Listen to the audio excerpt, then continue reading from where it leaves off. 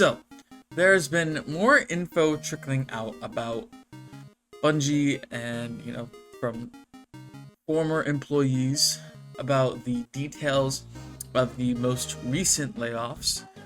And let's just say it's a lot. I'll get into the details and then give you my thoughts on what's happening.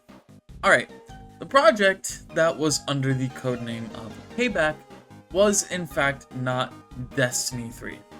It was some sort of spin-off, whether it was like a TV show or a different game, aside from Destiny 2, but not Destiny 3, just like a spin-off game. We don't know yet. Keep in mind that more info will most likely come out soon, but NDAs are in place for some employees, so obviously they can't just tell us everything.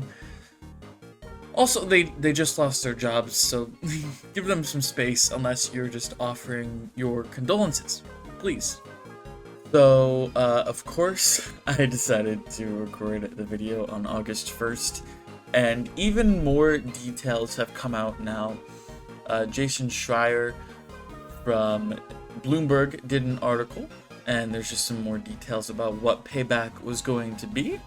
It was going to be set in the Destiny universe. It would pivot from first person to third person, and in it, players were, quote, allowed to use the franchise's characters to explore a large world while cooperating to battle monsters and solve puzzles.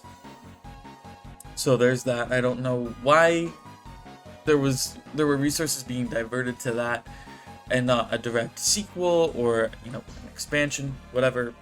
There's that. Also, sales for each D2 expansion had declined year over year, including, of course, the final shape. So this was just a pattern that continued. And that's it for the new information. I will link that Bloomberg article as well.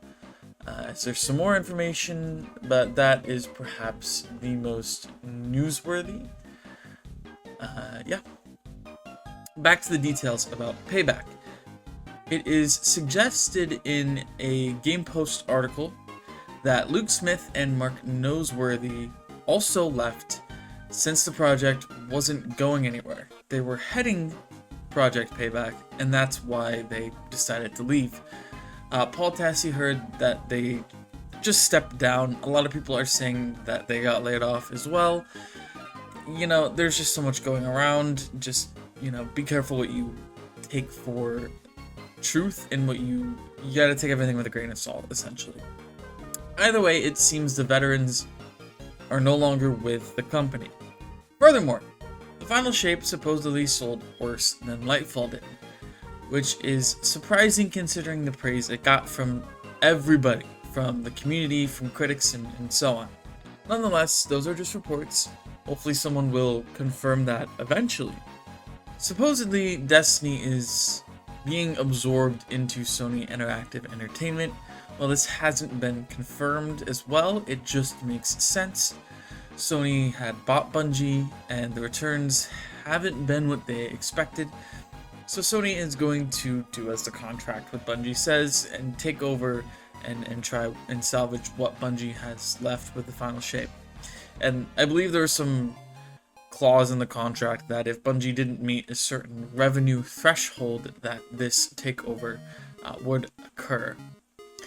In doing so, again, these are just reports, not confirmed, Destiny will have these smaller DLCs, more like content packs, think like the 30th anniversary pack, and seasons will be free outside of the seasonal pass, of course.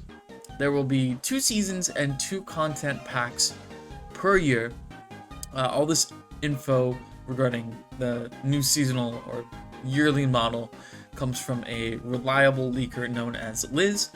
There will also be these new events called rally events. This will involve as follows. During these events, players can only use seasonal weapons and armors, adding a unique challenge and incentive to gear up. The rally events will feature a mix of PvE, PvP, and pinnacle activities, alongside more challenging versions of seasonal activities that offer superior rewards. That's the end of the quote there. So there will be 2 of these rally events each year. Most of this info is from the Game Post article, so I'll be sure to link that so you can read it for yourself. There's one more tidbit I'd like to divulge to you. According to another article within this Game Post thread, an anonymous employee believes that Sony overpaid for Bungie. That quote, "I think Bungie sold things they just were not able to deliver." Another quote reads that Bungie overstated their studio's financial prospects to Sony, and Wednesday's cuts were needed to stop continued losses that amounted to an ongoing reality check, unquote. And I'm sure if this is still happening, given the layoffs, we'll see if it does, but Bungie was set to integrate 155 employees into Sony Interactive Entertainment anyways.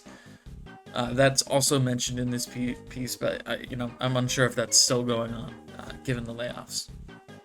Alright, so now that we're through all that information, let's get into some thoughts about everything. Do I think Destiny is done? No, absolutely not. Sony still needs to make a profit off of what they spent to buy Bungie. Now, whether or not they decide to just cut losses, it seems like they won't, and that's the smart move to make. Anyone who thinks Destiny is over is just being a doomer, although, again, I can't really say that I blame them. Things don't look good. And obviously, since Luke and Mark Noseworthy are gone, that means Destiny is taking a drastically different approach to bringing in revenue, at least from the approach that was going to be made in Payback, and of course with the new model that Bungie had just released with episodes. Whether fans like it is a question we'll know the answer to eventually, and I can believe that the final shape did worse than the final shape, because the hype leading into Lightfall was extraordinary, coming off of a very good expansion in Witch Queen. For the final shape, because Lightfall had some issues, it was really marginal. A lot of people had fears that it would be mid, and thank goodness it wasn't. It was originally mid, and that's why the delay happened. But regardless, the hype didn't match the hype for Lightfall until we got the April reveal, and of course Into the Light released not long after that, and the hype from there on was extraordinary. It got there, but it was just too little, too late, which sucks. Hopefully Sony can do a decent enough job, if they do in fact take over, of continuing the Destiny legacy for all of those who worked so hard to maintain it. This new model, it seems intriguing, but as with all things new, we have to try it before passing judgment. At least from what it suggests, I don't think a lot of people will enjoy this version of Destiny, but I could be wrong. And Bungie perhaps overselling themselves is upsetting. Although there is a chance that if they didn't, they may have had to shut down regardless due to these financial issues.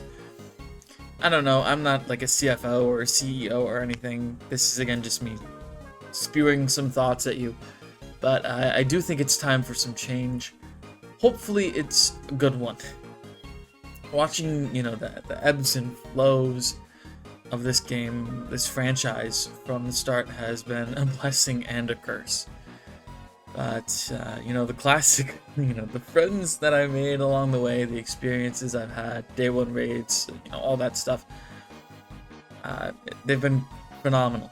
And as this video nears the end here, I just want to thank all the devs who made Destiny what it was. You truly made a mark on my life, and although some people might not admit it, you affected a lot of people. Good and bad, but mostly good, I think. That's it for me.